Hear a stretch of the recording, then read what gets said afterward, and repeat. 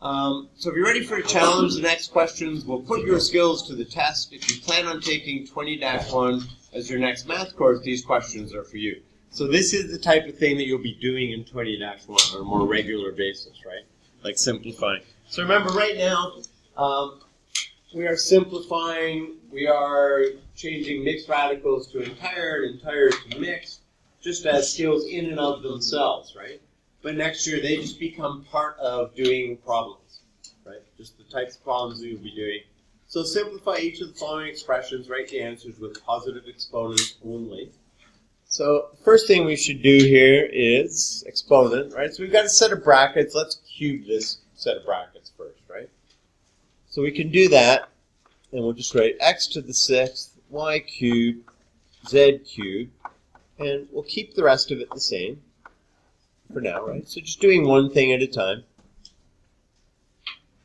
Often the best way to handle any of the problems, right? Don't try too much at once.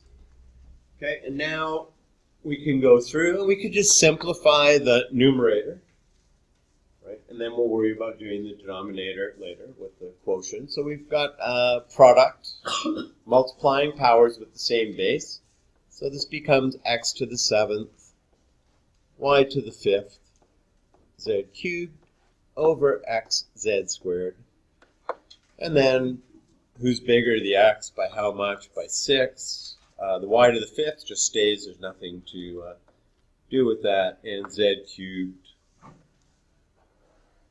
divided by z squared is z. So there's no denominator left, right? Every term in the denominator is canceled out. So that's one way to do it. That's kind of, let's call it the 20-1 way to do it, right? So you have choices, even though if you're taking 20-1, if you want to do it a different way, there's nothing stopping you, right? As long as you can come up with this answer. Yep. Why does y turn into 5? So we have the y, but it's being cubed here, right? Oh, So we get y cubed. Then we've got the y squared here. Okay.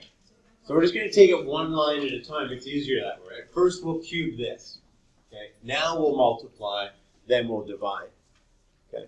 I really wouldn't advise doing anything much more than, like, at least come to this. If you wanted to sort of do these together and go like, okay, because you could cancel. So you could look at this, say the x takes out this x, right? They're just single x's.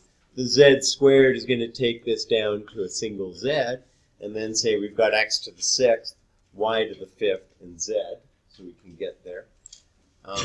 I'm kind of moving away from doing it this way just because I find what happens is sometimes you miss things, right? This z disappears, or you just cross off the 3 and then you're not sure if it's a 1, and it's, you know what? So let's take an extra step. Let's just do this, and then we'll do this, and then we're there, right? And more likely.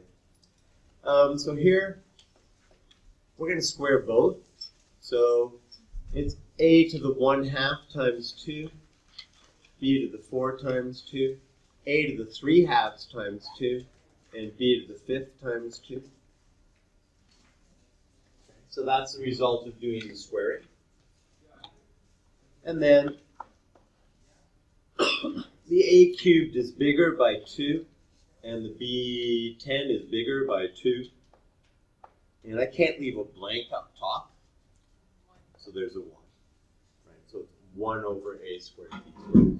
So if I were in 20-1, this is pretty much the way I would be doing this, right? I would square this, so it's 1/2 times 2, 4 times 2, 3/2 times 2, 5 times 2, and then simplify that. Yep. Would this be on the test, like the upcoming one, or is this like above and beyond? Above and beyond. So it's, it's good. So if you can do these, right, then you should be pretty high confidence level that, well, whatever else you can throw at me, if I can handle this, then I can handle that. It's not doing any different concept, but basically, as it says up here, what it's showing you is these, challenge questions. Okay. So if you're not getting any of these, that doesn't mean you won't be able to do just fine on our test. Word problems. I don't know. I haven't looked at the test that closely yet, so there will be some, likely. Just imagine you're given information about a right angle triangle or something, you're going to solve using the Pythagorean theorem. That involves the square roots, right? So I might have the square root of 3 squared plus 8 squared, which is the square root of 67 is not a good square root. But let's say we end up with the square root of 108, and then we need to simplify that. Right? So that would be a type of word problem that could be asked, right? Or a diagonal and a triangle, a rectangle. So rectangle is the length of this and the width of this. What is the exact simplified value? Or simplified exact value? So if we say exact value, I don't want to see decimals, right? Unless it's like a 0.5. The exact value of 5 divided by 2 is 2.5. The exact value of 7 divided by 3 is 7 divided by 3, right? We can't change it into a decimal because it's a repeating decimal. Now, repeating decimals and terminating decimals are both examples of what kind of numbers? Rational numbers. Okay, so repeating or terminating decimal is a rational number, which is denoted by the letter Q. A Q with a bar over it is what kind of number? What types of numbers are irrational?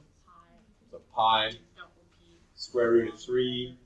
The numbers that don't have roots, like the root of 3, like the cube root of 26, those are all irrational numbers, right? And we just want to be able to categorize numbers. So remember, that is part of this unit, right? The categorizing of numbers. Okay, C. So first, I'm going to do this.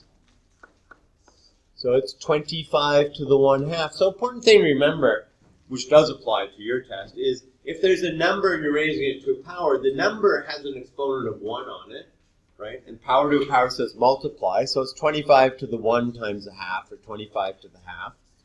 Okay, a to the 4 divided by 2, right? So a squared, and c to the 1/2. And on the bottom, a cubed, b cubed. Okay, so again, power to a power. So it's basically kind of simplify the top and the bottom as they're separate things. What's 25 to the 1/2? 5. Who's bigger? The a on the bottom. By how much? By 1. Who's bigger? Well, there's only a b, so the b cubed. C to the 1/2. Maybe we write it as 5 times the square root of c. Okay, so that's possible. So in multiple choice, maybe it looks like this. Maybe it looks like this. Maybe it looks like this. So if you have this, but you see radicals, then you just say, oh, wait a second, okay, this could be written as a not radicals. Yeah, radicals. You see that? So maybe it's written as a radical. If you write it with the radical, maybe it's written with an exponent. So sometimes it's best to look at the form, the multiple choice answers, look at their form, and because that tells you what you're aiming for. For some reason, I got 5 times c over 1/2, or to the power of 1 over 2 times b cubed over a. So how'd you get your b cubed up top? I don't know. I'm going to listen to you. You point out a lot of mistakes I've made, right? So I'm going to take this serious, right? So look, we all make mistakes, right? So don't worry about it. You know, I mean, it's not optimal. You don't really want to make them on tests, but if you do, it's like a half mark, right? It's like, yeah, hey, why is that down there? You'll look at it later and go, why is that down there? Okay, and that's fine, right? So it's a mechanical error, right? You wrote it in the wrong place. Okay? It's not conceptual errors are worse, the ones where you just have the wrong idea about something, right? But by doing corrections on, speaking of which, by doing corrections on your quizzes, you can see what it is you're doing wrong. And I marked one of your questions wrong on the quiz, so I got to go back and remark it because I keyed it wrong. So, anyways, I found that out, and I will go in and fix it. So your marks may move a little bit. They're not going to move a ton, but it could be up or down a little bit. This one, I'm simplifying this before I do anything here, okay? Because I got stuff that I can simplify, right? And before we kind of flip this and start cubing 36s and that, like I don't really want to work with the big numbers and that. And it's the whole thing that's to the -3. So I'm just going to say, all right, you know what? I got a 3 up top. Which is bigger, -2 or 1? 1. How much bigger is 1 than negative 2? So it's 3 bigger, right? So here's the way you do it. You can just say, when you divide, you subtract exponents, right? But I want to subtract the smaller exponent from the larger, so I can go 1 minus negative 2, which is 3, and tells me I'm going to get an x cubed on the bottom. For my y's, what do I end up with? Just a y on the bottom, and for my z's, a z to the 4th. Okay. Then we'll put the negative 3. Okay, so what we've done is simplified before we're going to go on and do it. You don't have to, but it's going to make life a heck of a lot easier, right? Now, what are we going to do? We're going to flip it. Okay, we're taking the reciprocal. So it'll be x cubed y over 3z to the 4th, and this changes to a positive 3. So when we have a rational expression, right, something over something, to a negative, we flip and turn the exponent positive. Okay. Now, all our exponents here are positive, so we're good to go, right? It's just going to be x to the 9th y cubed over 27 z to the 12th. So I'm skipping writing 3 cubed, I'm just cubing the 3. Okay, again, that's the 20-1 way, right? Would be just to, yeah, okay, I know what's going on here, I understand that the 3 is being cubed, just make sure that's a 27, and then we're good to go. Okay. Slide this up a bit. You could flip this the way it sits, you could cube it the way it sits, right? There'd be nothing wrong with that. I think it would just take a little bit more work. But in the end, you're going to end up with the same answer. Okay? So as long as you're getting the same answer, you're not spending like 10 minutes doing it, then I wouldn't worry about it. Right? It's just, am I getting, the important thing is, am I getting the right answer? So that I've got the right methodology, I've got the understanding down.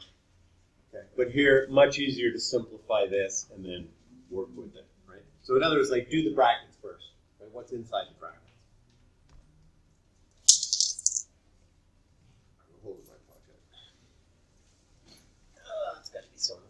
All right, so, and then the exercises for homework, good practice, right? So good to do. If you could do these and get these right, you're pretty much set for any of these types of questions on the quiz.